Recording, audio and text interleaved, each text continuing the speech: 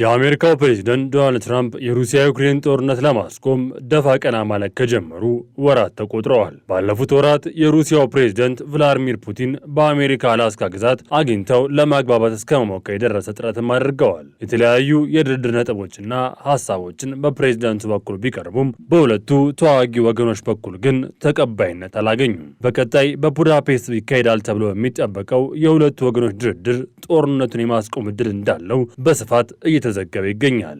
በተለይ ዩክሬን የዶንባስን ግዛት ውሰዱና ጦርነቱ ይቁም እንድትል ጫናዎች እየበረቱባትም መጥተዋል። ዩክሬን በአንጻሩ ይህ ጉዳይ የማይዋጥላትና በፍጹም ልትቀበለው የማትችለው ጉዳይ መሆኑ በተደጋጋሚ እየገለጸች ትገኛለች።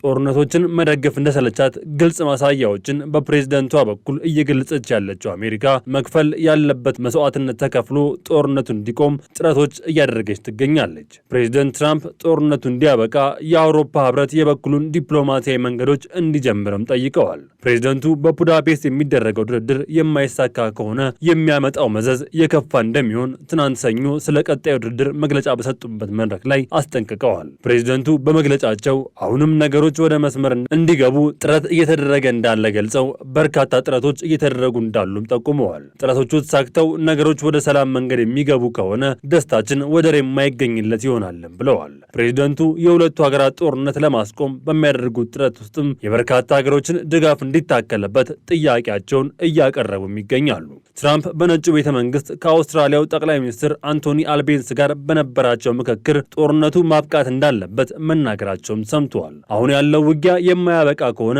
በርካታ ሰዎች በራሳቸው አንገት ላይ የመታነቂያ ገመዳቸውን እንዳስገቡ ይቆጠራል ሲሉም ተናግረዋል። ጦርነቱን ማስቆምና አካባቢውን ወደ ቀደመ ሰላም መመለስ ከባድ ያልነበረ ቢሆንም የፑቲንና የዘለንስኪ የእርስ በርስ መናናቅ ነገሩን ውስብስብ እንዳደረገው ትራምፕ ለጋዜጠኞች ተናግረዋል። ፕሬዝደንቱ ባለፈው ሳምንት ከፑቲን ጋር መልካም የነበረ የስልክ ውይይት ማድረጋቸው ተናግረው የዩክሬኑ ፕሬዝዳንት ዘለንስኪን ደግሞ በቤተ መንግስታቸው ጋብዘው መምከራቸው 4 ዓመት ሊሞላው ጥቂት ጊዜ የቀረውን ጦርነት ሊያስቆመው እንደሚችል ተስፈኛ አድርጓቸዋል። ባለፈው ሳምንት በተካሄደው ውይይት ትራምፕ ስለ ጦርነቱ ማብቃት ሲያወሩ ዘለንስኪ በአንጻሩ ጦርነቱን ለማስቀጠል የሚረዳቸውን የክሩዝ ሚሳይል እንዲሰጣቸው ሲጠይቁ እንደነበርም ተገልጿል። ይህም የአሜሪካው ፕሬዝዳንት ያበሳጨ ተግባር መሆኑም ተገልጿል።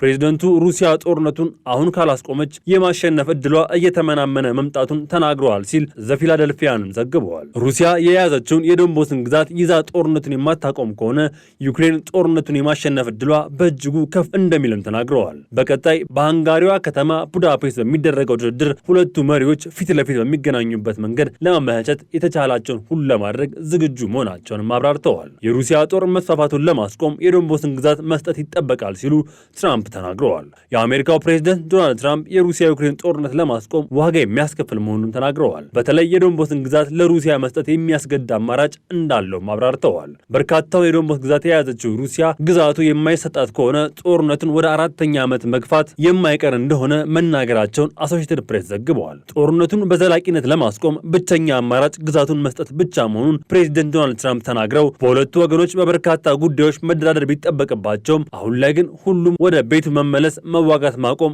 መገዳደል ማቆም እናም አካባቢን ማረጋጋት ዋነኛ ስራ መሆን እንዳለበት ፕሬዝዳንቱ ተናግረዋል። በሁለቱ ወገኖች ያለውን ጦርነት ለማስቆም በሚደረገው ጥረት ዩክሬን የምታሳየው መፍጨርጨር በርካቶችን ያስገረመም ሆኗል። በተለይ ዋና ረዳቷ አሜሪካ ጦርነቱ እንዲያበቃ ብትጥርም የዩክሬኑ ፕሬዝዳንት ቮሎዲሚር ዘለንስኪ የሚያደርጉት የአርበኝነት ስሜት አስገራሚ ነውም ተብሏል። በቀጣይ የዩክሬን አየር ኃይል በአርበኝነት መንፈስ የተወሰዱበትን ግዛቶችና አካባቢዎች ለማስመለስ በሙሉ አቅሙ እንዲሰራ ትዕዛዝ ያስተላለፉት ፕሬዝዳንቱ ከአሜሪካ የሚቀርብ ድጋፎችን ሙሉ በሙሉ ወደ ጦር ግንባር እንዲንቀሳቀስ ማዘዛቸውም ሰምተዋል። ዘለንስኪ እንዳሉት የትኛውም ቀላል ውሳኔ የለም፣ ግን ደግሞም በመስዋዕትነትም ቢሆን ሀገራችንን እናስከብራለንም ብለዋል። አሁን ላይ ዓለም እያደረገ ያለው ተጽዕኖ ለሀገራችን የደህንነት ስጋት የሚሰጠው ዋስትና ባለመኖሩ የምናደርገው ትግል ተጠናክሮ ይቀጥላልም ሲሉ ተናግረዋል። ዘለንስኪ ከአውሮፓ ሕብረት አመራሮች ጋር በነበራቸው ውይይትም ፑቲን ጦርነቱን የማቆም ፍላጎት ያለው አይመስለኝም የሚለውን ምልከታቸውን ዳግም አንጸባርቀዋል። በሃንጋሪ በሚደረገው ድርድር ዘለንስኪ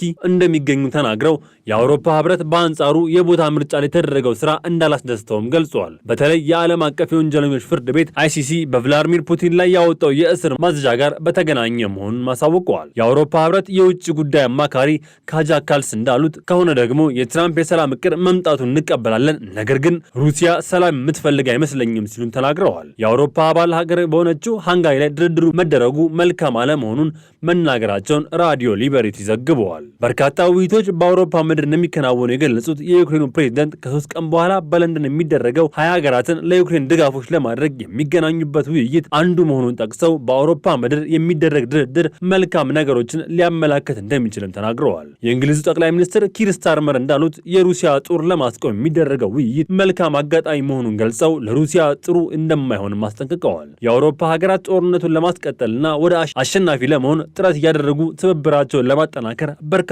ስራዎች ቢሰሩም አሜሪካ በሌላ ወገን ምክክር ለማድረግ ጥረት እያደረገች ትገኛለች።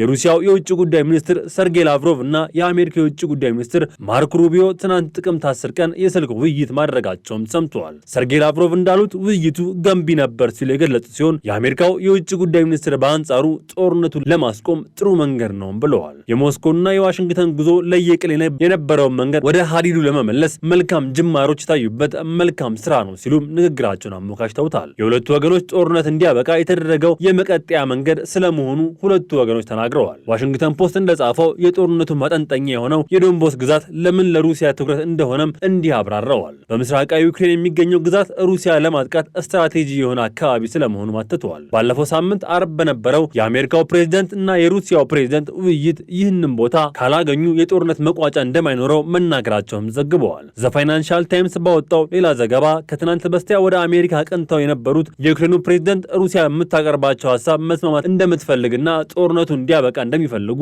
ስለመናገራቸውም ዘግበዋል።